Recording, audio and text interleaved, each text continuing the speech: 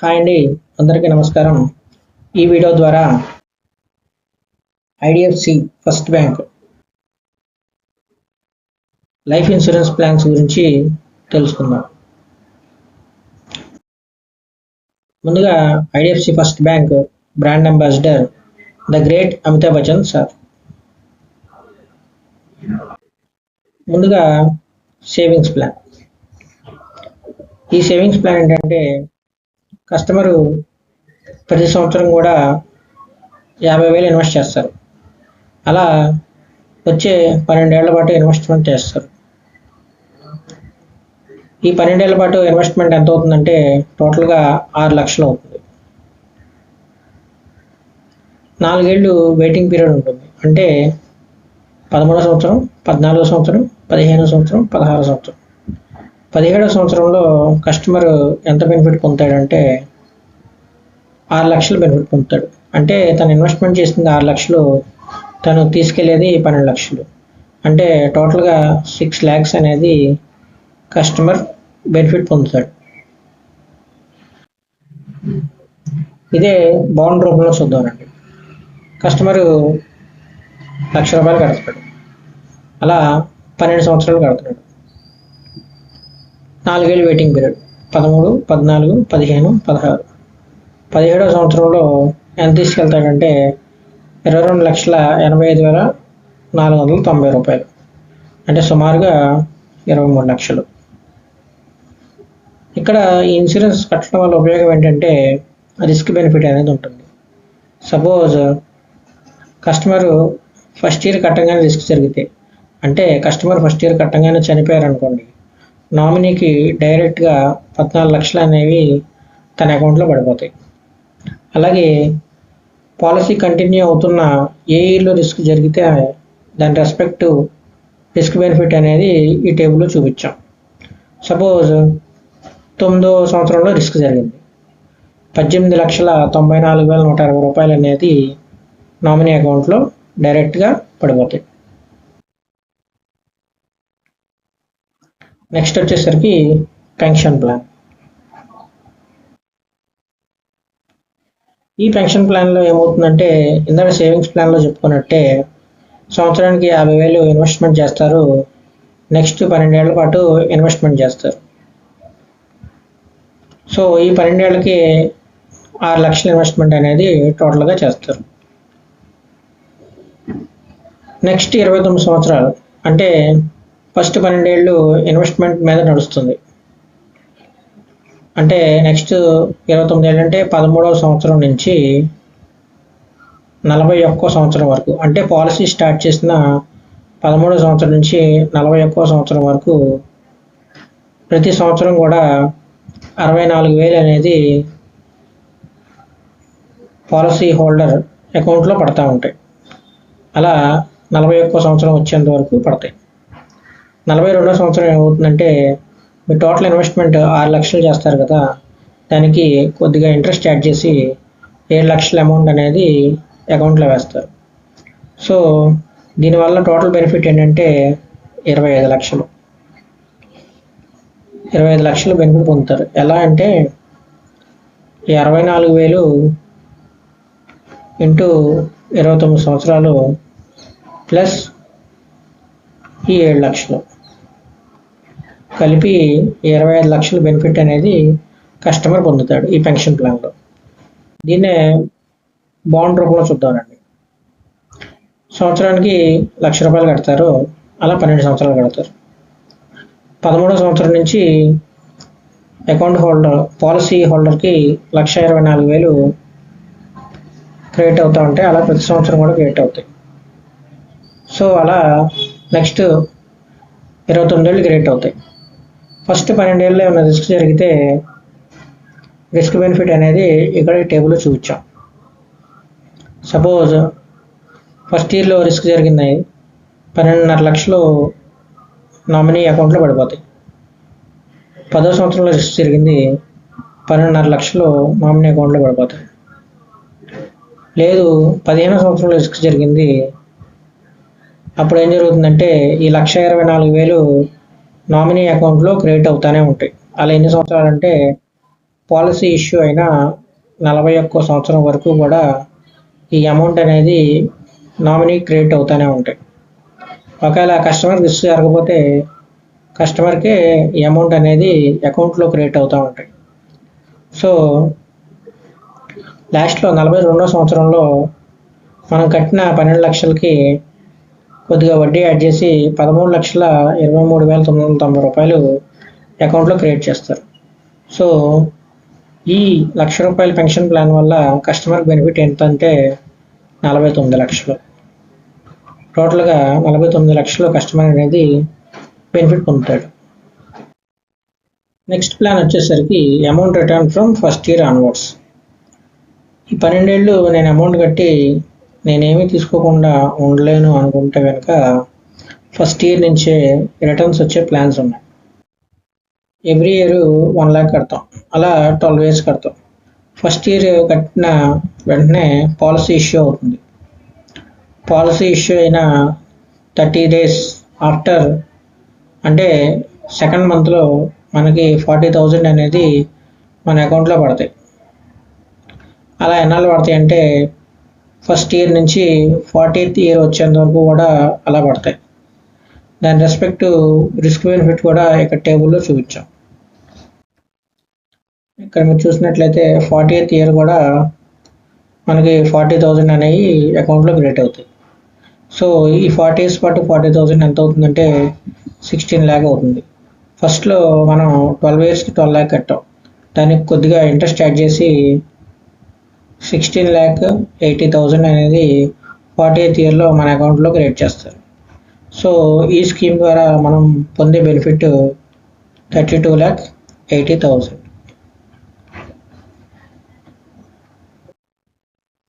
Next వచ్చేసరికి term plan. ఇప్పుడు మార్కెట్లో ఎక్కువగా నడుస్తున్నది టర్మ్ ప్లాన్. ఈ టర్మ్ ప్లాన్ అనేది 3 scenariosలో మనం చేసుకోవచ్చు. 50 లక్షలు టర్మ్ ప్లాన్ చేసుకోవచ్చు, ₹1,00,00,000 టర్మ్ ప్లాన్ చేసుకోవచ్చు, 2 కోట్ల టర్మ్ ప్లాన్ చేసుకోవచ్చు. దీనికి కొన్ని స్పెసిఫై కండిషన్స్ ఉన్నాయి. కస్టమర్ అనేది శాలరీడ్ అయి ఉండాలి, అంటే మినిమం 25,000 శాలరీ అనేది తన అకౌంట్లో క్రియేట్ అవుతూ ఉండాలి ఎవ్రీ మంత్. ఇంకో కండిషన్ సెల్ఫ్ ఎంప్లాయిడ్. శాలరీ కాకపోతే సెల్ఫ్ ఎంప్లాయిడ్ అయినా ఉండాలి. ఎవ్రీ ఇయర్ ITR అనేది 5 lakhs వేస్తూ ఉండాలి. అలా లాస్ట్ 5 years వేస్తూ ఉండాలి. ఇంకోటి ప్రీమియం అనేది మన ఏజ్ని బట్టి ప్రీమియం ఉంటుంది. సపోజ్ కస్టమర్కి 50 ఏళ్ళు, ప్రీమియం అనేది 50,000 నుంచి 60,000 మధ్యలో ఉంటుంది. ఇక్కడ బాండ్లో చూసినట్లయితే కస్టమర్ ఏజ్ 27 ఏళ్ళు, తను కట్టాల్సిన premium 28,600. So customer next 10 years premium pay చేస్తాడు. సపోజ్ ఫస్ట్ ప్రీమియం కట్టాక కస్టమర్కి రిస్క్ జరిగింది, అంటే కస్టమర్ చనిపోయారు. సో అప్పుడు నామినీకి ₹1,00,00,000 అనేది తన అకౌంట్లో క్రియేట్ అవుతాయి. ఈ బాండ్లో ఏంటంటే కస్టమర్ 69వ సంవత్సరం వరకు రిస్క్ బెనిఫిట్ని ఇష్యూ చేసుకున్నారు. అంటే ఈ 69 ఏళ్ళు లోపు ఏ రిస్క్ జరిగినా కూడా నామినీకి ₹1,00,00,000 అనేది ఇష్యూ అవుతాయి. ఇంకోటి టర్మ్ ప్లాన్ విత్ కపుల్. ఇక్కడ ఈ టర్మ్ ప్లాన్లో వైఫ్ అండ్ హస్బెండ్ కలిపి టర్మ్ ప్లాన్ అనేది తీసుకోవచ్చు. ఇక్కడ ఈ టర్మ్ ప్లాన్ తీసుకోవడానికి వైఫ్ అండ్ హస్బెండ్ ఇద్దరు జాబ్ హోల్డర్స్ అయినా అయి ఉండాలి, లేదా హస్బెండ్ సెల్ఫ్ ఎంప్లాయిడ్ అయ్యి వైఫ్ డిగ్రీ కంప్లీట్ చేసి ఉండాలి. ఇక్కడ ఏంటంటే ఈ బాండ్లో మనం చూసినట్లయితే హస్బెండ్ ఏజ్ 34 years, తను సెల్ఫ్ ఎంప్లాయిడ్, వైఫ్ వచ్చేసరికి డిగ్రీ కంప్లీటెడ్, అంటే గ్రాడ్యుయేట్. ఇక్కడ వాళ్ళ ప్రీమియం వచ్చేసరికి ₹1,15,394 పడింది. నెక్స్ట్ 5 years పే చేస్తారు. ఇక్కడ ఈ సినారియో ఎలా వర్కౌట్ అవుతుందంటే, హస్బెండ్ రిస్క్ జరిగితే వైఫ్కి 1 CR వెళ్తుంది, వైఫ్కి రిస్క్ జరిగితే హస్బెండ్కి 50 lakhs వెళ్తాయి. ఇద్దరు కంబైన్డ్గా రిస్క్ జరిగితే నామినీకి 1.5 CR వెళ్తుంది. సపోజ్ నామినీ కనుక మైనర్ అయితే ఈ అమౌంట్ గార్డియన్కి వెళ్తాయి, నామినీ మేజర్ అయితే కనుక డైరెక్ట్గా నామినీకే వెళ్ళిపోతాయి. ఈ ప్లాన్లో కస్టమరు అంటే హస్బెండ్ తన ఏజ్ 83 years వచ్చేంత వరకు కూడా ఈ ప్లాన్ని పెట్టుకున్నారు. ఈ 83 years లోపు ఏ రిస్క్ జరిగినా కూడా వైఫ్కి డైరెక్ట్గా ₹1,00,00,000 వెళ్ళిపోతాయి. లేదు, వైఫ్కి 83 years లోపు ఏ రిస్క్ జరిగినా కూడా హస్బెండ్కి 50 lakhs వెళ్ళిపోతాయి. ఇద్దరికి కంబైన్డ్గా రిస్క్ జరిగితే 1.5 CR వాళ్ళ చిల్డ్రన్స్కి వెళ్తాయి.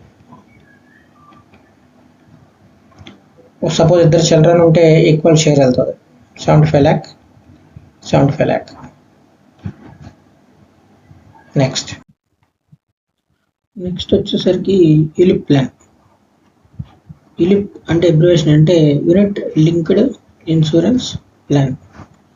నెక్స్ట్ 5 yearsలో ఈ యూలిప్ ప్లాన్ అనేది చాలా పాపులర్ అవుతుంది. Customer age 27 years. తను యూలిప్ ప్లాన్లో ఇన్వెస్ట్మెంట్ చేద్దాం అనుకున్నాడు. ఎవ్రీ ఇయర్ ₹1,00,000 ఇన్వెస్ట్మెంట్ చేద్దాం అనుకున్నాడు. అలా 5 సంవత్సరాల పాటు ఇన్వెస్ట్మెంట్ చేయాల్సి ఉంటుంది. సో ఈ 5 సంవత్సరాల పాటు తను అమౌంట్ ఏమీ తీసుకోవడానికి కుదరదు. 6వ సంవత్సరం నుంచి తన అమౌంట్ తీసుకోవచ్చు. సో టోటల్ బాండ్ సరికి 10 సంవత్సరాలు. అంటే కస్టమర్ ఏజ్ 36 years వచ్చేంత వరకు బాండ్ అనేది అప్లికబుల్ అవుతుంది. ఈ 10 సంవత్సరాల్లో ఏమైనా రిస్క్ జరిగితే రిస్క్ బెనిఫిట్ 10 lakhs అనేది ఇన్సూరెన్స్ కంపెనీ ప్రొవైడ్ చేస్తుంది. అలాగే మనం ఇన్వెస్ట్ చేసిన దానికి 8% per annum రిస్క్ కవరేజ్ ఉంటుంది.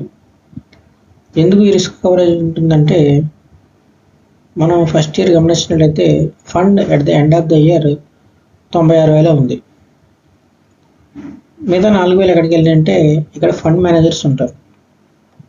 ఫండ్ మేనేజర్స్ మనం ఇన్వెస్ట్ చేసిన fund small cap, medium cap, large cap, NFO వీటిలో ఇన్వెస్ట్ చేస్తూ ఉంటారు.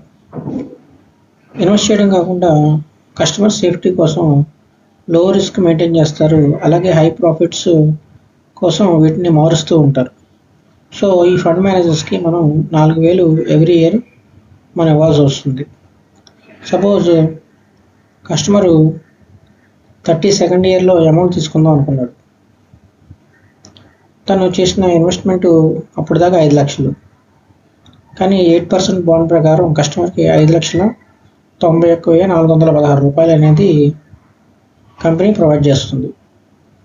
ఎందుకు 5,91,416 అంటే, సపోజ్ మార్కెట్ ఈ 5 ఏళ్లలో అనుకున్నంత ఇదిగా ఏమీ పర్ఫామ్ చేయలేదు.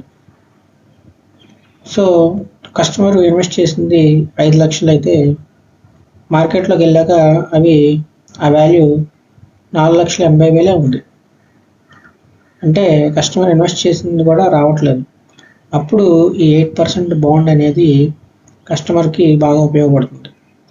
సపోజ్ ఇదే 32nd yearలో కస్టమర్ తీసుకుందాం అనుకున్నాడు. మార్కెట్ అనేది చాలా బాగా పర్ఫామ్ చేస్తుంది ఈ 5 ఏళ్లలో. అప్పుడు కస్టమర్ ఇన్వెస్ట్మెంట్ 5 లక్షలు అవుతుంది. పర్ఫార్మెన్స్ బాగుంది కాబట్టి 8 లక్షలు అయింది అనుకుందాం. ఈ 32nd yearలో ఇక్కడ 8 లక్షలు కావాలంటే కస్టమర్కి స్ట్రైట్ అవే ఇన్సూరెన్స్ కంపెనీ ఇచ్చేస్తుంది. అంటే కస్టమర్కి రిస్క్ తక్కువ, గెయిన్ ఎక్కువ. సో యూలిప్ ప్లాన్ అనేది 2 విధాలుగా కూడా ఉపయోగపడుతుంది కస్టమర్కి. ఈ యూలిప్ ప్లాన్ ఇన్వెస్ట్ చేసే ముందు నిఫ్టీ 50 ఇండెక్స్ చూద్దాం. నిఫ్టీ 50 అనేది 1990లో స్టార్ట్ అయింది. 1990లో స్టార్ట్ అయింది. ఈరోజు అంటే 12/07/2024 వరకు కూడా డేటా అనేది ఉంచాను. సో మనం పర్ఫార్మెన్స్ చూసినట్లయితే 0 నుంచి స్టార్ట్ అయ్యి 24,000 వరకు మార్కెట్ అనేది ర్యాలీ చేసింది ఈ 24 ఏళ్లలో. సపోజ్ మనం ఇక్కడ పెద్ద హజార్డ్ ఒకటి చూడొచ్చు, రెడ్ క్యాండిల్. అలాగే దాని తర్వాత ఇది చిన్న రెడ్ క్యాండిల్, ఇదొక హజార్డ్. ఇది ఎక్కడ జరిగిందంటే 2008లో జరిగింది, ఇది 2011లో జరిగింది. ఎందుకు ఈ హజార్డ్స్ వచ్చాయి ఈ రెండేళ్ళు అంటే, వరల్డ్ మొత్తంలో బ్యాంకింగ్ సిస్టమ్ ఫెయిల్ అయింది 2008లో. ఒక్క ఇండియాలో మాత్రమే బ్యాంకింగ్ సిస్టమ్ అనేది స్టేబుల్గా నిలబడగలిగింది. మిగతా అన్నీ కూడా బ్యాంకింగ్ సిస్టమ్స్ 2008లో ఫెయిల్ అయ్యాయి. ఇంకోటి 2011లో యూరోపియన్ క్రైసిస్, దాని ప్రభావంగా కూడా మన స్టాక్ మార్కెట్ మీద పడి కొంచెం లిటిల్ బిట్ నెగిటివ్ రిజల్ట్స్ అనేవి ఈ 2 సంవత్సరాల్లో రావడం జరిగింది. సో మిగతా ఓవరాల్గా పర్ఫార్మెన్స్ అయితే చాలా బాగా గెయిన్ చేసింది. ఇంకొకటి కరోనా 2019. కరోనాలో ఏం జరిగిందంటే, ఆల్మోస్ట్ లాక్డౌన్ టైంలో మార్కెట్ అనేది 8,000 పాయింట్లకి లోలోకి వచ్చేసింది. చూడండి ఇక్కడ 8,000 పాయింట్ లోలోకి వచ్చి మళ్ళీ ఆ ఇయర్ కరోనా ఇయర్ ఎండ్ అయిపోయినప్పుడు, అంటే 2011లో 2021లో ఏం జరిగిందంటే 14,000 దగ్గర క్లోజ్ అయింది. అంటే మార్కెట్ ఆల్మోస్ట్ 8,000 టచ్ అయ్యి మళ్ళీ 14,000కి రీచ్ అయింది. పెద్ద కరోనా వేవ్ వచ్చినా కూడా మార్కెట్లో ఎటువంటి స్లంప్ కూడా రాలేదు, చాలా బెటర్గా కూడా పర్ఫామ్ చేసింది కరోనా వేవ్లో. సో బ్యాంకింగ్ వచ్చేటప్పటికి 2008లో ఒక హజార్డ్, 2011లో యూరోపియన్ క్రైసిస్, ఈ రెండిట్లో మార్కెట్ కొంచెం స్ట్రగలింగ్ అనేది చూసింది. పర్సంటేజ్ ప్రకారం చూస్తే కనుక 2011-12లో 24% లోలో ఉంది, 2014-15 4% లోలో ఉంది, మిగతా అన్నీ పాజిటివ్గానే ఉంది మార్కెట్. సో ఇలుపులో పెట్టుబడి పెట్టడం కొంతవరకు సేఫ్ అని చెప్పొచ్చు. సపోజ్ కస్టమర్ 2014-15లో ఇన్వెస్ట్మెంట్ చేశాడు ₹1,00,000. 8% బాండ్ ప్రకారం fund at the end of the year 95,000 ఉంది, అంటే 96,000 సుమారుగా. సో బాండ్ ప్రకారం 10 ఏళ్ళు బాండ్ అయితే, ఈ 10 ఏళ్ళలో పర్ఫామ్ చేసింది చూసుకుంటే లాస్ట్ 10 ఏళ్ళ ప్రకారం ₹13,29,996 ఫండ్ వాల్యూ అనేది ఉంది. కానీ కస్టమర్ ఇన్వెస్ట్ చేసింది 5 లక్షలు, 5 lakhs. ఇక్కడ మనం గమనించినట్లయితే 8% బాండ్ ప్రకారం ఇన్సూరెన్స్ కంపెనీ మనకిచ్చిన వాల్యూ ₹7,52,014. అంటే ఆల్మోస్ట్ డబుల్ అయితే మార్కెట్ పర్ఫార్మెన్స్ ద్వారా కస్టమర్కి డబ్బులు వచ్చాయి. సో ఇలిప్ అనేది సేఫ్ ఇన్వెస్ట్మెంట్ మార్కెట్లో, అండ్ అమౌంట్ రిటర్న్ కూడా చాలా ఎక్కువ వస్తుంది. బయట 8% బాండ్ ప్రకారం కాకుండా అమౌంట్ కూడా డబుల్ వస్తుంది. నెక్స్ట్ వచ్చేసరికి టర్మ్ ప్లస్ యూలిప్. ఇదే మనం చెప్పుకున్నట్టు term plan ULIP plan combination term plus ULIP. ఇక్కడ కస్టమర్ ఏజ్ 44 years, సమ్ మెజ్యూర్ అయింది కస్టమర్కి 45 లక్షలు. అలాగే policy term 40 years, tenure 12 years, amount instalment అంటే 1 year కట్టేది ₹93,395. ఈ ప్లాన్ అనేది టోటల్గా 3 సినారియోలో వర్కౌట్ అవుతుంది. ఒకటి టర్మ్ ప్లాన్. టర్మ్ ప్లాన్ 50 లక్షలు అనేది కంపెనీ ఇష్యూన్స్ చేస్తుంది. ఒకవేళ యాక్సిడెంట్ జరిగి డైరెక్ట్గా డెత్ జరిగితే కనుక 45 లక్షలు నామినీకి కంపెనీ ఇష్యూన్స్ చేస్తుంది. యాక్సిడెంట్ జరిగి తర్వాత పర్మనెంట్ డిజేబిలిటీ కనుక జరిగితే నామినీకి 45 లక్షలు ఇష్యూన్స్ చేస్తుంది. ఈ మూడిట్ల వల్ల బెనిఫిట్ ఏంటంటే, సపోజ్ ఇప్పుడు యాక్సిడెంట్ జరిగి పర్మనెంట్ డిజేబుల్డ్ అయింది కస్టమర్కి. అప్పుడు 45 లక్షలు కంపెనీ కస్టమర్కి ఇష్యూన్స్ చేస్తుంది. 1 ఇయర్ తర్వాత డెత్ జరిగింది. అప్పుడు కూడా 45 లక్షలు నామినీకి ఇష్యూన్స్ చేస్తుంది. అంటే టోటల్గా 90 lakhs అనేది ఈ టర్మ్ ప్లస్ ఇలిప్ వల్ల నామినీ బెనిఫిట్ పొందుతాడు. ఇలిప్ ప్లస్ టర్మ్లో పైన చూసినట్టు ప్రీమియం అయితే 93,000 చూసాం, కానీ ఇక్కడ ఇలిప్లో పెట్టింది 70,000. అంటే డిఫరెన్స్ 23,000 టర్మ్ ప్లాన్ కిందకి వెళ్ళాయి. Fund at the end of the year 54,000 చూపిస్తుంది. అంటే ఇందాక ఫండ్ మేనేజర్స్కి మనం ఫండ్ ఇవ్వాల్సి వస్తుందని చెప్పాం కదా, మన ఫండ్ని మెయింటైన్ చేయడానికి మార్కెట్లో. సో ఇక్కడ కూడా డిఫరెన్స్ అనేది కనబడుతుంది ఫస్ట్ ఇయర్లో. ఇక్కడ ప్లాన్ వచ్చేటప్పటికి 12 years కట్టాలి. ఈ ప్లాన్లో 12 years కడితే 12 yearsకి 8% బాండ్ అనేది ఇష్యూ చేస్తారు. సో మనకి 12th year మన ఫండ్ వాల్యూ ఎంత ఉంటుందంటే 10,92,911 రూపాయలు ఉంటుంది. అలా 40 years వరకు కవరేజ్ ఉంటుంది. 40 years వరకు టర్మ్ పాలసీ కవరేజ్ ఉంటుంది. అలాగే ఈ 40 years వరకు కనుక మన ఫండ్ని మెయింటైన్ చేస్తే కనుక మన ఫండ్ వాల్యూ ఎంత అవుతుందంటే 99,82,431. అంటే దాదాపుగా ₹1,00,00,000 ఈ 40 ఏళ్ళలో కస్టమర్ బెనిఫిట్. కానీ యాక్చువల్ సినారియో ప్రకారం ₹1,00,00,000 ఉండదు. మార్కెట్ పర్ఫార్మెన్స్ ప్రకారం 2 నుంచి 3 కోట్ల మధ్యలో మన ఫండ్ వాల్యూ అనేది యూలిప్ ప్లాన్లో ఉంటుంది. నా పేరు కార్తీక్ అండి. ఈ ఇన్సూరెన్స్ ప్లాన్స్ కనుక మీకు నచ్చి మీరు ఇన్వెస్ట్మెంట్ చేద్దాం అనుకుంటే కనుక ఇది నా mobile number. Please contact me. Thank you.